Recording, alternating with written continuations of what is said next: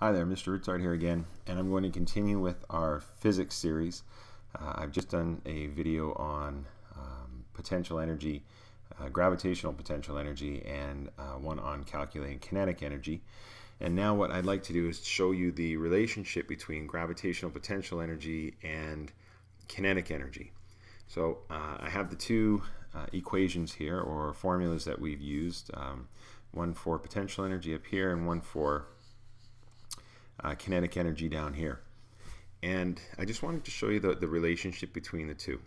So I'll just use a little bit of an example here. So if I have an object and the object is going to fall from a height and land, say, on a surface, well, that ball is going to have, when it's at the top and it's not moving before it's released, it's going to have 100% potential energy.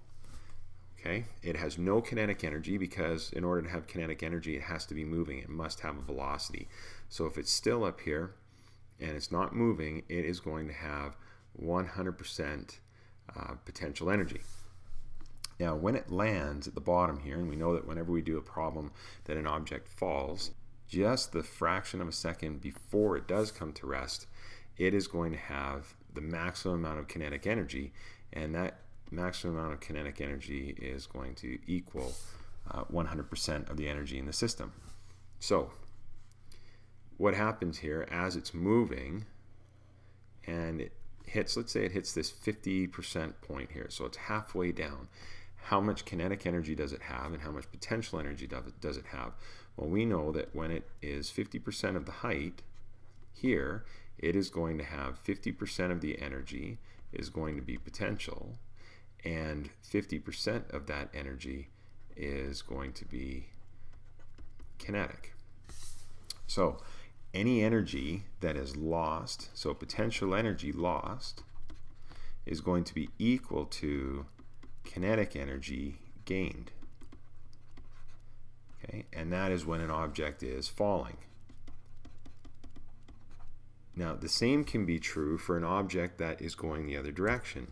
So if I have an object here, let's say I have a cannon or a slingshot or something, and I'm going to shoot an object up into the air. Well, as it leaves, I know that it is going to be at its maximum speed. So that means that its kinetic energy, again, is going to be 100%.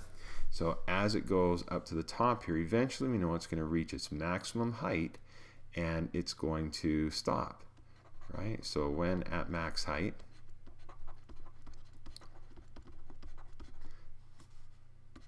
the object stops. Okay, so maximum height, that means that it's no longer moving. So that means that potential energy must equal 100%. Okay, and kinetic energy is equal to 0. Okay, and again down here it's potential energy because it has no height. The potential energy will also be equal to 0. So think of this relationship as you are working through your problems. So again, the potential energy lost, or sorry, in this situation, potential energy gained